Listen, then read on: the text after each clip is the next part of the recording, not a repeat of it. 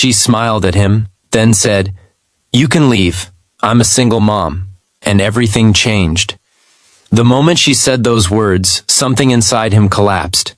Not loudly, not dramatically, but quietly, like a fragile hope finally giving up.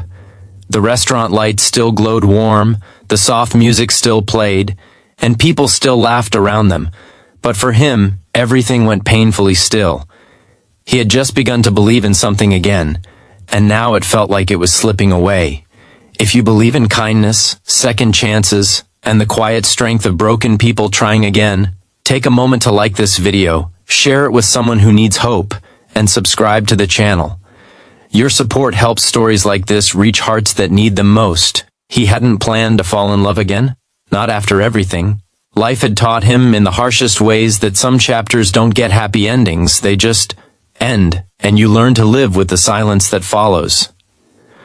For him, that silence came the day his wife walked out, leaving behind a small apartment filled with memories and a 2-year-old son who didn't understand why his mother wasn't coming back.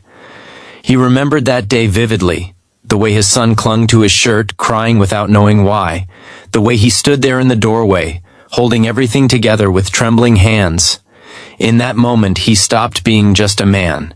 He became everything: father, mother, protector, comfort. And he promised himself something he would never break, no matter how hard it got. He would never let his son feel abandoned again. Years passed, slowly, painfully, beautifully. His son grew, and so did he. He learned how to braid hair for school events, even though his hands fumbled at first. He learned how to cook meals that didn't come from boxes. He learned how to stay awake through fevers, nightmares, and questions he wasn't ready to answer. Every sacrifice, every sleepless night. It was all worth it when his son smiled. But somewhere along the way, he forgot about himself. Love became a distant memory. Not something he rejected, but something he no longer believed was meant for him. His world was small but full, just him and his boy, and that was enough. Until one day it wasn't. It started with a simple suggestion from a coworker, someone who had watched him quietly carry his life without complaint. She told him it was okay to want more, okay to let someone in again. He resisted at first. It felt selfish, almost like a betrayal to the life he had built so carefully. But the thought lingered. What if there was still something out there for him? What if he deserved happiness too? So he agreed to a date. He spent more time getting ready than he cared to admit. Not because he wanted to impress her, but because he had forgotten what it felt like to try. He stood in front of the mirror, adjusting his shirt, wondering if he looked like someone worthy of love, or just a tired father pretending to be something he wasn't.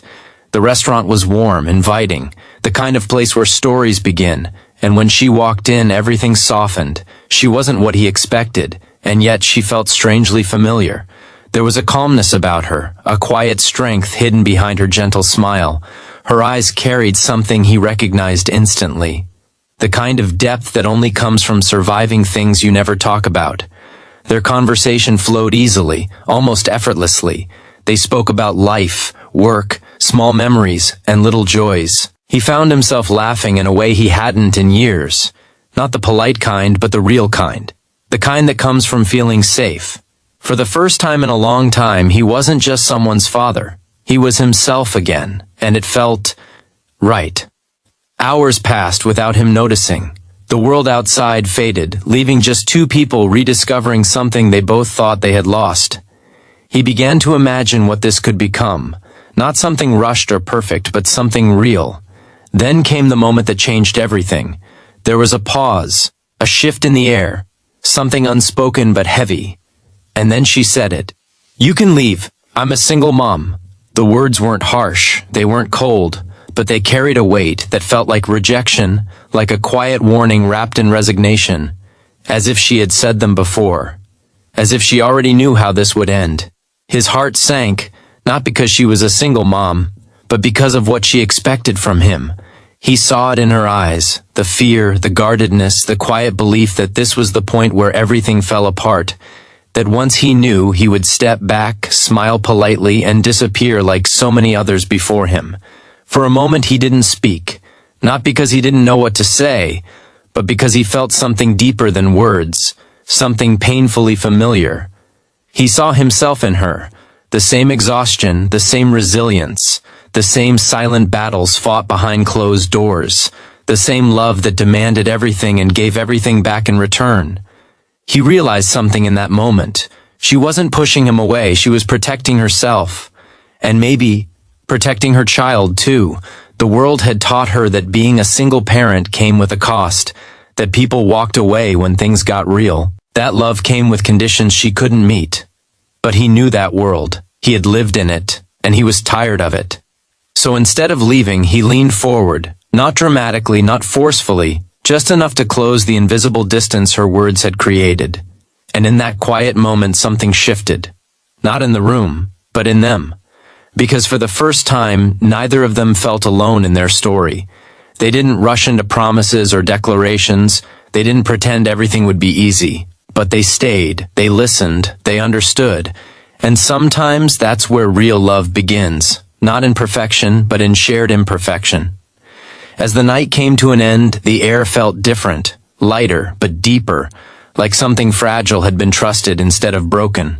He walked out of that restaurant not with certainty, but with hope. The kind of hope that doesn't shout, but quietly stays. Because maybe love isn't about finding someone without complications. Maybe it's about finding someone whose complications you understand. Someone whose struggles don't scare you, but make you want to stay. And maybe, just maybe, second chances aren't about starting over. They're about starting stronger. Before we reach the end, I want to ask you something from the heart. Have you ever felt like you weren't enough because of your past? Or like your story was too complicated for someone to accept? If so, write, "I believe in second chances" in the comments. Let your voice be heard. Because stories like this aren't rare. They're just quiet. And if this story touched your heart in any way, if it reminded you that love can still find you, even when you least expect it, take a moment to like, comment, and share this video. You never know who might need to hear this today. Sometimes, the people we think will leave are the ones who finally stay. And sometimes, the words that feel like an ending are just the beginning.